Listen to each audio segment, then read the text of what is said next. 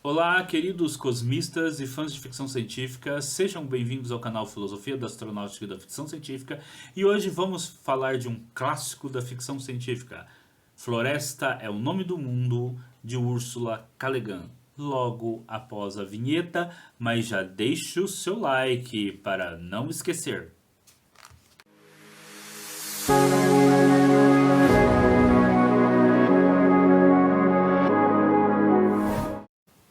Floresta é o Nome do Mundo, de Ursula K. Le Guin, foi publicada em 1972. Eu estou usando aqui como referência uma edição portuguesa, publicada pela Europa América, mas também existe uma edição publicada aqui no Brasil pela editora Morro Branco. Tá? Então, o livro está disponível aí para quem quiser conhecer essa obra, que é uma obra muito interessante da Ursula K. Le Guin. Floresta é o Nome do Mundo é o relato de resistência de uma cultura nativa alienígena pacífica, os Atianos, contra os Humanos, que seriam humanos terrestres, né? Que são colonizadores e guerreiros. A história passa-se em um planeta colonizado por seres humanos a 27 anos-luz da Terra. Os colonos estabelecem contato com astronaves humanas somente a cada 4 anos e por rádio. Nesse universo não existe viagem na velocidade da luz. Tá? Os humanos são chamados de humanos, consideram os nativos como semi-inteligentes, comparando-os com macacos e outros primatas terrestres, como os chimpanzés. Né? Os nativos atianos são chamados pelos humanos de Kritur, ou seja, criaturas. O planeta é dominado de Novo Tahiti, devido à sua paisagem coberta de florestas. Né? Se fosse escrito por uma brasileira, talvez a história se chamasse, o planeta se chamasse Nova Amazônia. Né? Os Kristurs são descritos da seguinte forma, abre aspas, a coisa mais próxima que se desenvolverá a partir da linha do macaco para substituir era o Kritur, com 1 metro de altura e o corpo coberto de pelagem verde. Fecha aspas. Esses seres são panteístas biológicos, pois estão ligados biologicamente ao seu planeta, às árvores que formam uma espécie de mente coletiva entre a natureza do planeta e os Kritur. É por isso, né, que nós podemos ver aí uma influência de Floresta é o Nome do Mundo na saga Avatar do cinema, né, de James Cameron, né, justamente porque em ambas as sagas os alienígenas, né, têm esse contato, né, de um panteísmo biológico, né, com a fauna do seu planeta. Né? Tem uma ligação, mas não é apenas uma ligação espiritual, é uma ligação que ela também é uma ligação propriamente biológica. Tá? Floresta é o Nome do Mundo foi agraciado com os prêmios Hugo e Lux, dois dos mais importantes prêmios da ficção científica norte-americana, em 1973. Né? Sendo que Floresta é o Nome do Mundo é parte do ciclo Heinrich, um universo ficcional criado pela Ursula K. Le Guin, né? Em que os Heinrich colonizam uma pequena parte da Via Láctea. A primeira colônia dos Heinrich foi justamente a Terra. Por terem naves que viajam apenas próximo, né, da velocidade da luz, os Heinrich foram perdendo contato com os mundos colonizados. Assim, todos os alienígenas, inclusive humanos, são descendentes dos Heinrich, adaptados ao seu ambiente. O que a gente chama de pantropia. Tá? No livro é também levantada a hipótese de que os Kritur possam ser descendentes de antigos colonizadores de Atlântida. Pantropia é uma palavra criada pelo escritor de ficção científica James Brish. Esse conceito pode ser descrito como uma adaptação dos seres humanos a diferentes ambientes planetários, uma alternativa à adaptação de planetas alienígenas aos humanos. Então, em vez de fazer a terraformação, por exemplo, a gente adapta Marte para viver lá, nós adaptamos nosso corpo para viver em Marte. Tá? Esse conceito foi desenvolvido no livro Semente das Estrelas, que tem vídeo aqui no canal sobre ele, né? Vocês já viram um vídeo aqui no canal sobre ele, então se não lembrem, voltem lá e vejam esse conceito, como foi desenvolvido lá pelo James Bridge, né? Semente das Estrelas. Infelizmente, como eu disse no vídeo próprio do canal, é um livro que não está publicado em português, então editoras brasileiras, esse livro que fala sobre pantropia, né, cosmismos, etc., do James Bridge, como eu já salientei no vídeo sobre Semente das Estrelas, precisa ser trazido para o Brasil. Bom, a colonização humana se firma economicamente na exploração da madeira. Bom,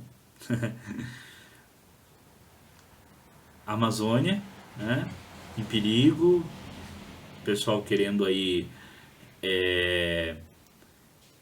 redemarcar terras indígenas, querendo acabar com áreas de proteção ambiental, justamente para tirar madeira.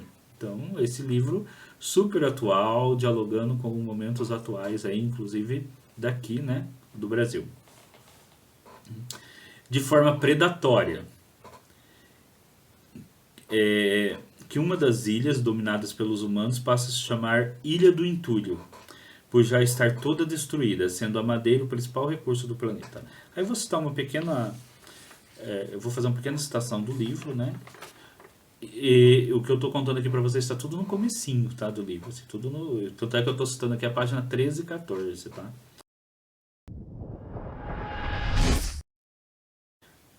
Novo Tahiti era essencialmente água, mares tépidos e pouco profundos, interrompidos aqui e além por recifes, ilhotas, arquipélagos e as 5 grandes terras que se estendiam ao longo de um arco de 2.500 km de quartosfera de noroeste. E todos aqueles sálpicos e borrões de terra estavam cobertos de árvores, oceano, florestas. Eram estas as alternativas de Novo Tahiti, ou oceano ou floresta. Água e luz do sol ou escuridão e folhagem. Aí, fim da citação. A colonização segue sem maiores complicações para os humanos, que paulatinamente vão destruindo suas florestas sem nenhuma resistência do escritor. Uma espécie não violenta, que sequer desenvolver o conceito de violência. Os Kritur resolvem suas desavenças através de um ritual de canto. Então, eles não lutam, né? Eles cantam para resolver isso. Entretanto, o chefe militar dos colonos terrestres violenta e mata uma mulher Kritur. Era comum que homens terrestres fizessem uso, né, de mulheres Kritur devido à falta de mulheres humanas. O próprio livro começa com a entrega de um carregamento de mulheres humanos em Novo Tahiti. O companheiro da mulher, o Kritur Selver, responde com violência e afronta, e chega a matar alguns humanos. Algo inédito na criatura deles. O Kritur tem sonhos lúcidos, algo parecido com o que dominamos aqui de viagem astral, né, ou projeção de consciência. E Selver passa a ser considerado um deus sonhador, por ensinar um novo tipo de sonho à sua espécie, o sonho da morte e da violência. O novo tipo de sonho passa a ser retransmitido para todas as comunidades Kritur por mensageiras sonhadoras. Então o sonho, né, eles se comunicam através também do mundo dos sonhos, né, através desses sonhos, o que nos faz lembrar até inclusive questões, né, dos sonhos, por exemplo, entre os povos indígenas das planícies norte-americanas, né, onde o sonho era muito importante como revelação daquilo que ia ser feito na guerra, né. Touro Sentado, por exemplo, é tido como um profeta, né, sonhador, e ao mesmo tempo líder militar. Mesma coisa com Jerônimo, que também tinha dons proféticos, né, que ele adquiriu nos sonhos e que guiava em batalha. Inicia-se então uma revolta contra os humanos, com Selver comandando os Kritur e o capitão Davison os humanos.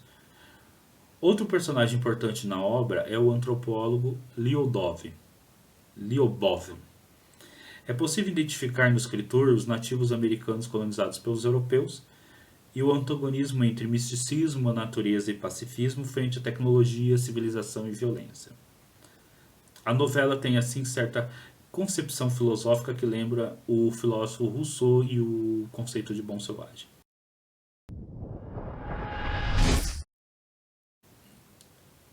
Então, pessoal, nesse romance, né, você tem aí esses alienígenas, né, os escritores que podem ser representados pelos povos nativos da América, né, enfrentando, né, uma civilização muito mais avançada que são os humanos que estão lá conquistando. E ao mesmo tempo essa questão, né, entre um povo mais místico, né, contra um outro que desenvolvido tecnologicamente, mas que perdeu, né, essa questão de reconhecer outras espécies enquanto espécies capazes de sapiência.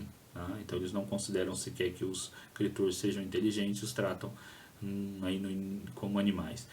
A história, logicamente, vai se desenvolver para muito além disso, né? Eu falei aqui como o início para vocês, né? Para dar uma palhinha, né? Mas tem muita coisa interessante que vocês precisam conhecer.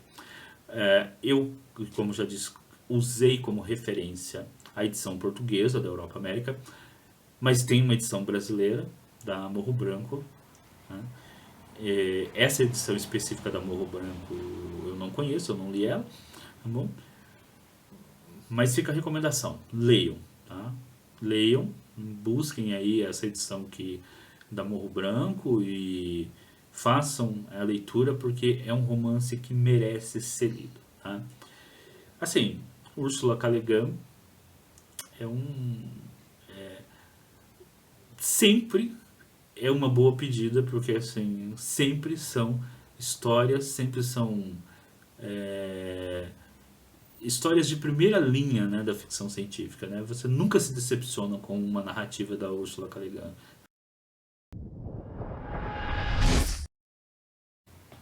Então, pessoal, fica aí a indicação. Floresta é o Nome do Mundo, dessa grande autora que é a Ursula K. Le Guin. Vocês precisam ler este livro, tanto porque Ursula K. Le Guin nunca decepcionam. Tá? Os romances delas, contos delas sempre são de altíssimo nível, são excelentes, quanto também, tá? Porque esse romance ele dialoga com muito do que nós ainda vivemos hoje. Seja a destruição das florestas, né? Ainda hoje aqui no Brasil nós temos os problemas de as pessoas acharem que desenvolvimento é destruir a Amazônia, cortar as árvores, né? Ou a questão dos direitos dos povos indígenas. Nós vimos o que aconteceu aí no final do ano passado, né, 2022, começo de 2023, com relação aos povos Yanomamis, né, mais de 500 indígenas lá mortos, né? E agora com a questão do marco temporal aqui no Brasil, em que se quer desrespeitar os direitos às terras ancestrais dos povos indígenas, né? Justamente fazendo demarcação de terras aí, do tal do marco temporal, que é uma demarcação de terra que seria de acordo com a Constituição de 1988, quando boa parte desses povos tinham fugido das suas terras originais por questões de perseguições, né? Então aí você coloca esse marco temporal para retirar terras, inclusive terras já demarcadas, e que eles não possam mais ter direito às terras ancestrais. Então, nesse contexto, ler Floresta é o Nome do Mundo é muito, mas muito atual e dialoga muito com o que nós estamos vivendo no Brasil. E tem português, né? Esse livro tem português de Portugal, né? Para quem está assistindo aqui é de Portugal, eu usei aqui a edição da Europa América, vai aparecer embaixo, e tem em português brasileiro, né? Pela editora Morro Branco. Eu não li essa edição da Morro Branco, mas eu tenho outros livros da Morro Branco e as edições deles são sempre muito bem traduzidas, de excelente qualidade. Então, com certeza vocês podem comprar aí com total confiança no trabalho da Morro Branco. E leiam, vocês precisam ler esse romance, não vão se decepcionar. Eu sou Edgar Manioto, esse é o Filosofia da Astronáutica e da Ficção Científica, e até o nosso próximo encontro.